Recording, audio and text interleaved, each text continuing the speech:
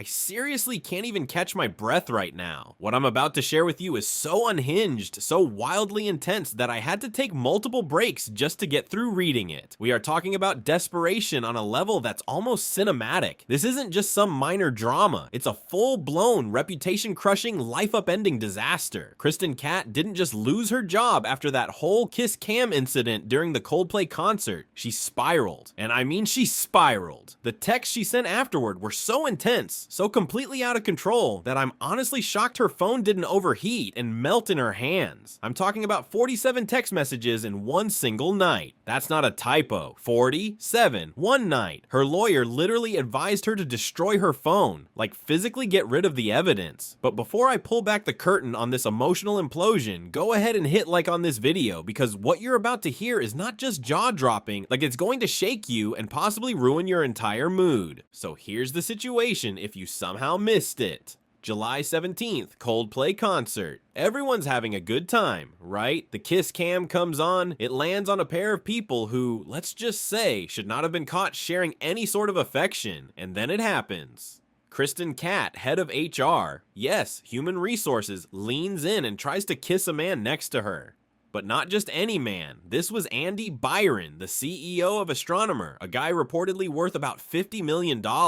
And his reaction? He recoils. He pulls away like he's seen a ghost. He doesn't return the kiss, doesn't smile, nothing. Pure discomfort. And let's be crystal clear, this man was not her husband. The moment was only about 15 seconds long, but it exploded online. The clip went viral almost instantly and shattered a bunch of lives in its wake. But what no one realized was that this public moment of awkwardness was only the tip of a very large, very messy iceberg. Because what Kristin did afterward, well, it still haunts me. At exactly 3:47 a.m. the morning after the concert, she began what can only be described as a total emotional meltdown via text. Her phone became a vehicle for desperation, and poor Andy, he was the target of all of it. Her first message read, "Andy, are you awake? I can't sleep. I keep seeing it over and over in my mind. The look on your face, or the lack of one. I'm honestly breaking down. I sound like a stalker, don't I?"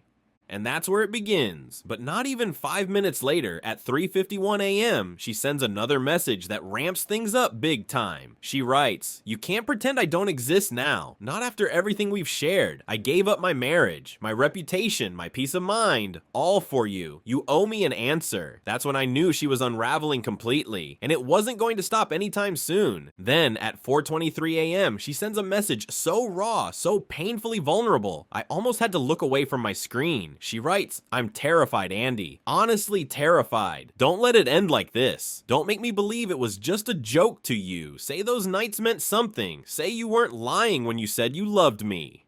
At this point, it's not just embarrassing, it's tragic, but it gets worse.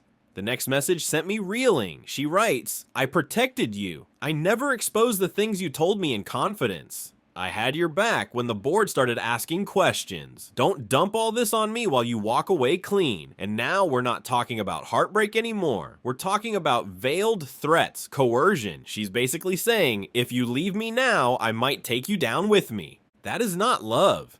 That's manipulation wrapped in panic, and the emotional grip she's trying to maintain is just falling apart with every sentence she sends. But if you thought that was the climax, it wasn't. Because the message that came at 5:15 a.m. is truly unhinged. She writes, "We had a plan, Andy. We talked about building a future. You told me there'd be a time for us. You said your marriage was just for the kids, that it wasn't real. Were you lying? Was all of it fake?"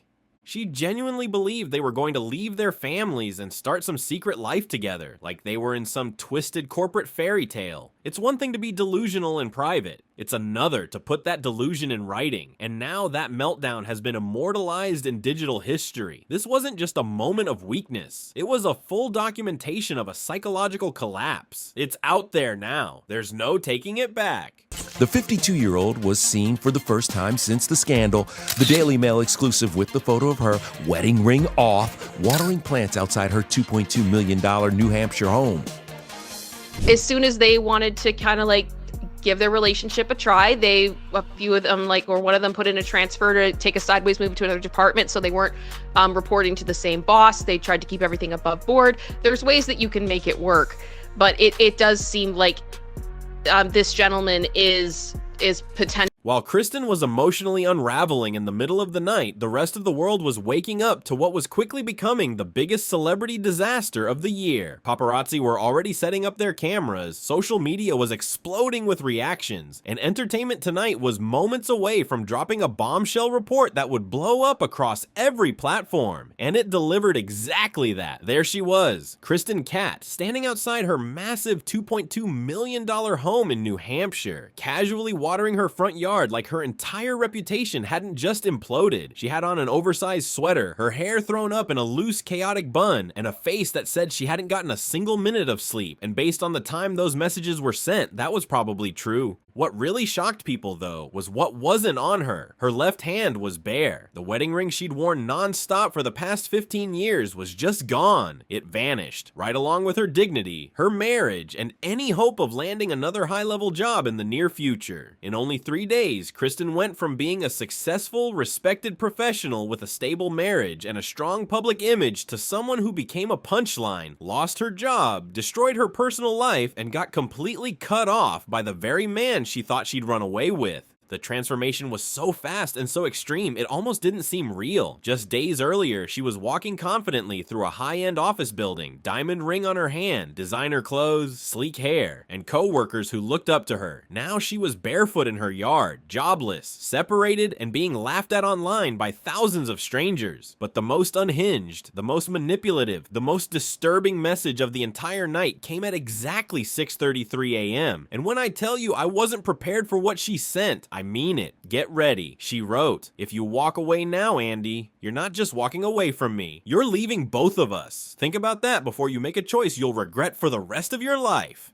That message shattered everything. The phrase "both of us" implied something that made Andy absolutely panic. Whether it was real, a trap, or a total lie, it hinted that she might be pregnant. And whether it was true or not, it worked. According to people close to the situation, Andy immediately reached out to his attorney, brought in the most expensive PR crisis firm in Boston, and completely blocked her from contacting him ever again. He basically disappeared from the public eye overnight. The paparazzi snapped pictures of him that day, and he looked terrified, like the weight of that one message had crushed him. But here's the detail no one can figure out. There was never any actual evidence of a pregnancy. No follow-ups, no doctor appointments, no baby, nothing. So was she really pregnant? Was it just a lie to pull him back in? Was it a carefully planned tactic to hold on to whatever was left of the relationship? No one knows for sure. What we do know is that Kristin was fully aware of what would mess with Andy's head, and she used that knowledge in the most targeted way possible. Company, and that it seems there was some issues to do with the way that employees were treated and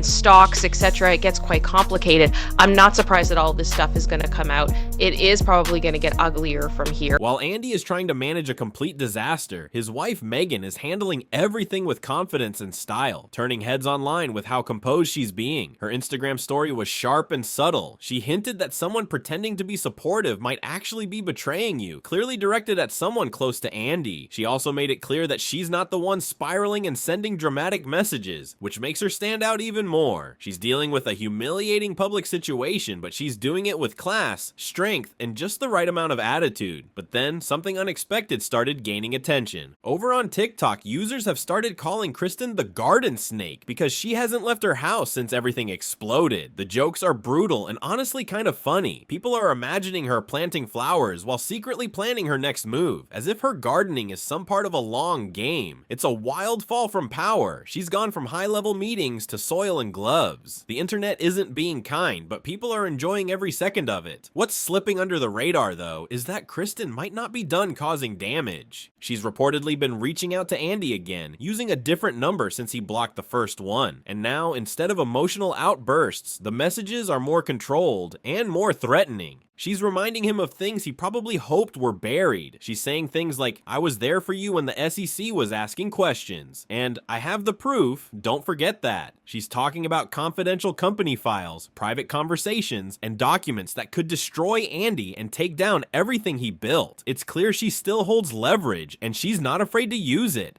And to make it even more intense, she's documenting all of this. Every interaction, every breakdown, every threat. She's writing it down, turning her unraveling into a permanent record. The choices she's making are shocking, and it's hard to believe how far she's willing to go.